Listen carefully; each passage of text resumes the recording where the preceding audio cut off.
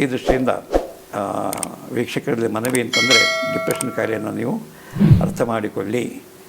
ಡಿಪ್ರೆಷನ್ನ ಗುರುತಿಸಿ ನಿಮ್ಮ ಮನೆಯಲ್ಲೇ ಯಾರಿಗೆ ಡಿಪ್ರೆಷನ್ ಇದೆ, ಅಕ್ಕಪಕ್ಕದಲ್ಲಿ ಯಾರಿಗಿದೆ, ಸಹೋದ್ಯೋಗಿಗಳಲ್ಲಿ ಯಾರಿಗೆ ಡಿಪ್ರೆಷನ್ ಇದೆ, ಅದು ಪಾರ್ಕ್ ಹೋದಾಗ ಯಾರು ಡಿಪ್ರೆಷನಿಂದ, ಯಾಕಂದರೆ ಮುಖ ನೋಡಿದ್ರೆ ಗೊತ್ತಾಗುತ್ತೆ, ಮುಖದಲ್ಲಿ ಯಾವುದೇ ಲವಲವಿಕೆ ಇಲ್ಲ, ಕಣ್ಣುಗಳಲ್ಲಿ ಕಾಂತಿ ಇಲ್ಲ, ನಡಿಗೆ ಸ್ಲೋ ಆಗ್ತಿರುತ್ತೆ, ಹಾಗೆ ಅದು ಯಾವುದೇ ಉತ್ಸಾಹ ಲವಲವಿಕೆ ದೇಹದಲ್ಲಿ ಕಾಣೋದಿಲ್ಲ. ಇವನು ಬಾಡಿ ಲ್ಯಾಂಗ್ವೇಜ್ನಲ್ಲೇ ನೀವು ಒಬ್ಬ ವ್ಯಕ್ತಿಯನ್ನು ಈ ಥರ ಡಿಪ್ರೆಷನ್ ಒಳಗಾಗಿರ್ಬೋದು ಅಂತ ಗುರುತಿಸ್ಬೋದು. ಮಾತಾಡ್ತಂತಂದರೆ ಬರೀ ಏನಿದೆ ಬಿದ್ರಿ, ಸಂಸಾರ ಏನಿದೆ, ಜೀವನ ಏನಿದೆ, ಪ್ರಪಂಚ ಏನಿದೆ, ಏನೂ ಇಲ್ಲ, ಯಾರೂ ಒಳ್ಳೆಯವರಲ್ಲ, ಅದು ನನ್ನಿಂದ ಯಾರಿಗೂ ಉಪಯೋಗ ಇಲ್ಲ, ಏನೋ ಬದುಕಿದ್ದೇನೆ, ದೇವ್ರು ಕರೆಯೋ ತನಕ ಬದುಕಿದ್ದೇನೆ, ಅಥವಾ ಸಾವು ಬಂದರೆ ಬೇಗ ಬಂದರೆ ಸಾಕು ಅಂತ ಅನಿಸುತ್ತೆ, ಈ ಥರ ಮಾತನಾಡೋರು ಕೂಡ ಡಿಪ್ರೆಷನನ್ನು ವ್ಯಕ್ತಪಡಿಸ್ತಾರೆ, ಗುರುತಿಸ್ಬೇಕು.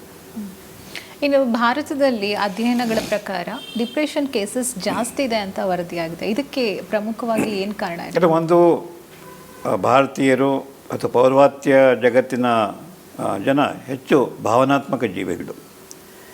Emotionally we are more sensitive. ಅದೇ ಯುರೋಪ್ನಲ್ಲಾಗಲಿ ಅಥವಾ ಅಮೆರಿಕದಾಗಲಿ ಅವರು ಆ ಎಮೋಷನ್ಸ್ ನಮ್ಮಷ್ಟು ಎಮೋಷನ್ಸನ್ನು ಅವರು ವ್ಯಕ್ತಪಡಿಸೋದಿಲ್ಲ ಅಥವಾ ಅನುಭವಿಸೋದು ಇಲ್ಲ. ಅಂದರೆ ಡಿಟ್ಯಾಚ್ಮೆಂಟು ನಾನು ಕ್ಷೇಮ ಅಷ್ಟೇ.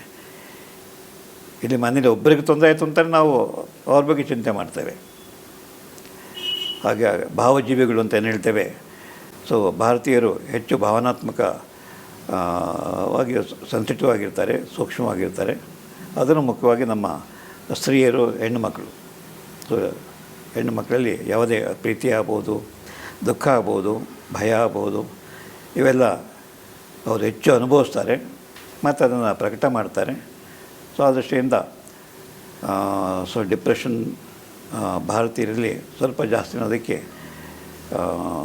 ದಾಖಲೆಗಳಿದ್ದಾವೆ.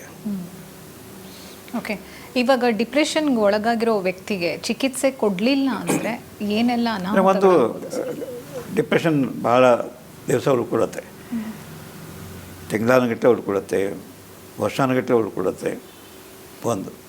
ಮತ್ತು ಆತನ ಪ್ರೊಡಕ್ಟಿವಿಟಿ, ಕೆಲಸ ಮಾಡೋ ಶಕ್ತಿ ಕಮ್ಮಿ ಆಗುತ್ತೆ. ಹಾಗೆ ನಿರುತ್ಸಾಹ ಮತ್ತು ನಿರ್ಲಕ್ಷ್ಯದಿಂದ ತನ್ನನ್ನು ತಾನು ನೋಡ್ಕೊಳ್ಳೋದಿಲ್ಲ, ಬೇರೆಯವ್ರನ್ನೂ ನೋಡ್ಕೊಳ್ಳೋದಿಲ್ಲ.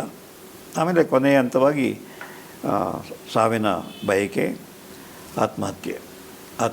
ಹಾಗೆ ಡಿಪ್ರೆಷನ್ ಒಳಗಂಥ ವ್ಯಕ್ತಿ ಡೈವ್ ಮಾಡ್ತು ಅಂತಂದರೆ ಅವನಿಗೆ ಡೈವ್ ಮಾಡೋಕ್ಕಾಗೋದಿಲ್ಲ, ಆಕ್ಸಿಡೆಂಟ್ ಆಗುತ್ತೆ.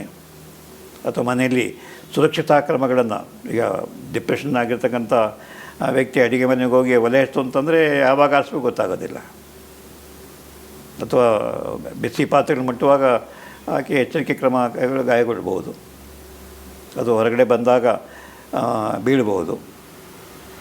ಅಥವಾ ಡಿಪ್ರೆಷನ್ದಾಗಿ ಕಾಯಿಲೆ ಇದ್ದರೂ ಕೂಡ ಔಷಧ ತೊಗೊಳ್ಬೇಕು, ಡಾಕ್ಟರ್ ತೊಗೋಬೇಕು, ಬೇಡ ನನಗೆ ಯಾಕೆ ಸುಮ್ಮನೆ ದುಡ್ಡು ವೇಸ್ಟ್ ಮಾಡ್ತೀರಿ, ನೋವು ಅನ್ಬೋದು, ಸರಿ ನನ್ನ ಹಣೆಯಲ್ಲಿ ಬರೆದಿದೆ, ಇದು ಯಾವುದೋ ಪೂರ್ವಜನ್ಮದ ಕರ್ಮ ಅಥವಾ ಯಾವುದೋ ಪಾಪ ಪ್ರಜ್ಞೆಯನ್ನು ಕಾಡ್ತಿರುತ್ತೆ, ನಾನು ತಪ್ಪು ಮಾಡೀನಿ, ಅದಕ್ಕೋಸ್ಕರ ದೇವರು ಈ ಥರ ಶಿಕ್ಷೆ ಕೊಡ್ತೀಯಾನೆ. ಸೊ ಅಥವಾ ಅವರಿಗೆ ಏನಾದರೂ ಕೊಡೋಕ್ಕೂ ಆಯ್ತು ಅಂದರೆ ಬೇಡ ಅಂತಾರೆ, ಬನ್ನಿ ಒಳ್ಳೆಯ ಸಿನಿಮಾ ಬಂದಿದೆ ನೋಡೋಣ ಅಂತಾರೆ, ಬೇಡಪ್ಪ ನನಗಿಷ್ಟ ಇಲ್ಲ, ನೀವು ಹೋಗಿ ಬನ್ನಿ. ಅಥವಾ ಧರ್ಮಸ್ಥಳಕ್ಕೆ ಹೋಗ್ಬೇಡ, ಮನೆ ದೇವದರ್ಶನ ಇಲ್ಲ, ನೀವು ಹೋಗಿ ಬನ್ನಿ, ನನಗಿಷ್ಟ ಇಲ್ಲ, ನನಗೆಲ್ಲ ಆಗೋದಿಲ್ಲ. ಸೊ ಈ ರೀತಿ ಯಾವುದೇ ರೊಟೀನ್ ಚಟುವಟಿಕೆಯಲ್ಲಿ ಅವರು ಭಾಗವಹಿಸೋದಕ್ಕೆ ನಿರಾಕರಿಸ್ತಾರೆ, ಅವರ ಪ್ರೊಡಕ್ಟಿವಿಟಿ ಕಮ್ಮಿ ಆಗುತ್ತೆ. ಆಗ ಒಬ್ಬರು ಡಿಪ್ರೆಷನ್ ಆಯಿತು, ಉಳಿದವ್ರಿಗೂ ಅವ್ರಿಗೂ ಡಿಪ್ರೆಷನ್. ಯಾಕೆಂದರೆ ಇವರು ದುಃಖದಲ್ಲಿ ತೊಂದರೆ ಅರ್ಥ ಕೂತಿದ್ರೆ ಯಾರಿಗೆ ಸಂತೋಷ ಆಗುತ್ತೆ.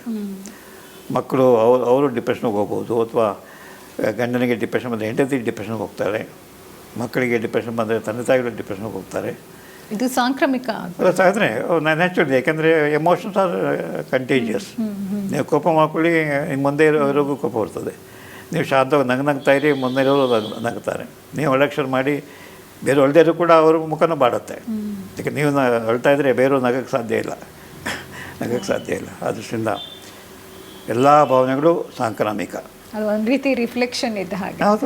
ಹೌದು. ಹಾಗಾಗಿ ಯಾವಾಗ ಒಬ್ಬ ವ್ಯಕ್ತಿ ಡಿಪ್ರೆಷನ್ಗೆ ಒಳಗಾಗಿರ್ತಾರೆ, ಆ ಕುಟುಂಬದ ಎಲ್ಲರಿಗೂ ಒಂದು ರೀತಿ ಹೊಗೆ ಸುತ್ತುಣ್ಣಗಾಗುತ್ತೆ, ಕತ್ಲಾವಸ್ಕೊಳುತ್ತೆ.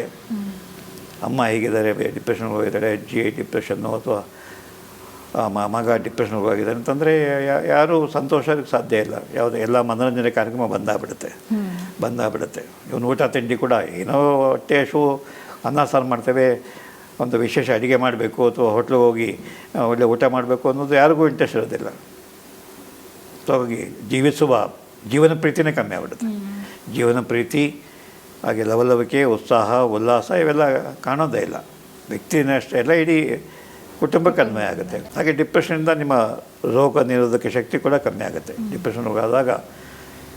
ಏಕೆಂದರೆ ಬ್ರೈನ್ನಲ್ಲಿ ಡೋಪಮಿನ್ ಮತ್ತು ಸೆರೋಟೋನಿನ್ 4 ಸಂತೋಷದ ಹಾರ್ಮೋನ್ಗಳಿದ್ದಾವೆ. ಡೋಪಮಿನ್, ಸೆರೋಟೋನಿನ್, ಆಕ್ಸಿಟೋಸಿನ್ ಮತ್ತು ಎಂಡಾರ್ಫಿನ್. ಡಿಪ್ರೆಷನಲ್ಲಿ ಡೋಪಮಿನ್ನು ಕಮ್ಮಿ ಆಗುತ್ತೆ, ಸೆರೋಟೋನಿನ್ನು ಕಮ್ಮಿ ಆಗುತ್ತೆ. ಹಾಗೇನಾಗುತ್ತೆ, ಅದರ ಪ್ರಭಾವ ಇಡೀ ದೇಹದ ಮೇಲೆ ಬೀಳುತ್ತೆ. ಸೊ ಡಿಪ್ರೆಷನ್ದಾಗ ನಿಮ್ಮ ಹೃದಯ ಅದು ಲವಲವಿಕೆಯಿಂದ ಕೆಲಸ ಮಾಡೋದಿಲ್ಲ. ಹಾಗೆ ನಿಮ್ಮ ಕರಳು ಎಷ್ಟು ಕೆಲಸ ಮಾಡೋಕ್ಕೂ ಅಷ್ಟು ಕೆಲಸ ಮಾಡೋದಿಲ್ಲ. ತಿಂದ ಅನ್ನ ಜೀರ್ಣ ಆಗೋದೇ ಇಲ್ಲ. ಹಾಗೆ ಮಾಂಸಖಂಡಗಳು ಅವು ವೀಕ್ ಆಗ್ತವೆ. ಯಾಕೆ ನಿಮಗೆ ಓಡಾಡಬೇಕು, ನಡಿಬೇಕು ಅಂತಕ್ಕಂಥ ಹುಮ್ಮಸ್ಸೇ ಇಲ್ಲ. ಜಿಮ್ ಮಾಡಬೇಕು, ಸ್ಪೋರ್ಟ್ಸ್ ಆಡಬೇಕು, ಬೇಡ ಬಿಡಪ್ಪ, ಯಾರು ಆಡ್ತಾರೆ? ಈ ರೀತಿ ಇಡೀ ದೇಹ ಸೊರಗುತ್ತೆ ಚಟುವಟಿಕೆ ಇಲ್ಲದೇ. ಏಕೆಂದರೆ ಡೈವಿಂಗ್ ಫೋರ್ಸ್ ಇಲ್ಲ. ಏಕೆಂದರೆ ನಾವು ಪ್ರತಿಯೊಂದು ಚಟುವಟಿಕೆಯನ್ನು ಯಾವ ಸಂತೋಷ ಕೊಡೋದು ಅದನ್ನು ಮಾಡ್ತೇವೆ. ಈಗ ಟಿ ವಿ ಒಂದು ಸಂತೋಷ ಕೊಡ್ತಕ್ಕಂಥ ಕಾಮಿಡಿ ಕಾರ್ಯಕ್ರಮ ಬಂದರೆ ಎಲ್ಲರೂ ಕೂತ್ಕೊಂಡು ನೋಡ್ತಾರೆ. ಅದೇ ಒಂದು ಗೋಳು ಚಿತ್ರ ಬಂತು ಅಂದರೆ 3 ಜನ ಟಿ ವಿ ಆಫ್ ಮಾಡಿ ಹೊರಟೋಗ್ತಾರೆ. ಈ ಗೋಲ್ಡ್ ಪಿಕ್ಚರ್ ಯಾರಪ್ಪ ನೋಡ್ತಾರೆ ಅಂತ. ಇವು ಸಿನಿಮಾಗಳು ಅಷ್ಟೇ. ಗೋಲ್ಡ್ ಪಿಕ್ಚರ್ ಬಂತು ಅಂತಂದರೆ ಯಾರೋ ಒಂದಷ್ಟು ಜನ ನೋಡ್ಬೋದು. ಹೆಚ್ಚಿನ ಜನ ಬರೀ ಗೋಲ್ಡ್ ಪಿಕ್ಚರು ಅಲ್ಲಕ್ಕೋ ಗಳೆಬಿಂದ ನಮ್ಮ ಕಷ್ಟ ನಮಗೆ ಸಾಕು, ಆ ಗೋಲ್ಡ್ ಪಿಕ್ಚರ್ ಯಾರು ನೋಡ್ತಾರೆ ಅಂತ. ಅದೇ ಸಂತೋಷ ಕಾಮಿಡಿ ಇತ್ತು ಅಂತಂದರೆ ಅಥವಾ ಹೀರೋಯಿಸಮ್ಮು ಇತ್ತು ಅಂತಾರೆ, ಫೈಟಿಂಗ್ ಇತ್ತು ಅಂತ ಜನ ಹೋಗಿ ನೋಡ್ತಾರೆ. ಹಾಗಾಗಿ ಡಿಪ್ರೆಷನ್ ಹೇಗೆ 30% ಜನ ಕೋವಿಡ್ ಬಂದಾದಮೇಲೆ ಈಗಲೂ ಕೂಡ ಅನೇಕ ಜನ ಡಿಪ್ರೆಷನ್ಗೆ ಇನ್ನೂ ಈಚೆಗೆ ಬಂದೇ ಇಲ್ಲ. ಈಗ ವರ್ಕ್ ಫ್ರಮ್ ಹೋಮು ಇಲ್ಲ ಅಂತಂದರೆ ಯಾವುದೇ ಚಟುವಟಿಕೆ ಇಲ್ಲ. ಈಗ ಒಂದು ಸ್ವಲ್ಪ ಜನ ಈಚೆಗೆ ಬರ್ತಿದ್ದಾರೆ, ಟೂರ್ ಹೋಗ್ತಿದ್ದಾರೆ, ಹೊರಗಡೆ ಬರ್ತಿದ್ದಾರೆ. ಮತ್ತು 3 ವರ್ಷ ಯಾವ ಚಟುವಟಿಕೆ ಇಲ್ಲ, ಸಮಾರಂಭ ಇಲ್ಲ, ಗೃಹ ಪ್ರವೇಶ ಇಲ್ಲ, ಮದುವೆ ಇಲ್ಲ. ಮದುವೆಗೆ ಬರೀ 55 ಜನ ಸಾಕು. ಹಾಗೆ ನೆಂಟು ಮನೆಗೆ ಹೋಗೋದೆಲ್ಲ ನಿಂತು ಹೋಗಿದೆ ಈಗ ಕೋವಿಡ್ ಬಂದಾದಮೇಲೆ. ಅದೇ ಅಭ್ಯಾಸ ಈಗ ಯಾರು ಹೋಗ್ತಾರೆ? ಅಥವಾ ಹೆಚ್ಚಿಗೆ ಸಂಪಾದನೆ ಮಾಡೋಕ್ಕೂ ಅಥವಾ ಸಂತೋಷ ಅನುಭವಿಸ್ಬೇಕು, ಸಂಭ್ರಮ ಅನುಭವಿಸ್ಬೇಕು ಅನ್ನೋ ಝೀಲೇ ಇರೋದಿಲ್ಲ. ಹಾಗಾಗಿ ಜೀವನ ಅಂತಕ್ಕಂಥದ್ದು ಅತ್ಯಂತ ನಿರಾಶಾದಾಯಕ ಆಗುತ್ತೆ. ಆಮೇಲೆ ಬರೀ ಹತಾಶೆ ಮನಸ್ಸನ್ನು ಆವರಿಸ್ಕೊಳ್ತೇವೆ. ಯಾರಿಗೂ ಸಹ ದುಡಿಬೇಕು, ಹಣ ಸಂಪಾದನೆ ಮಾಡಿ ಏನಾಗಬೇಕಾಗಿದೆ?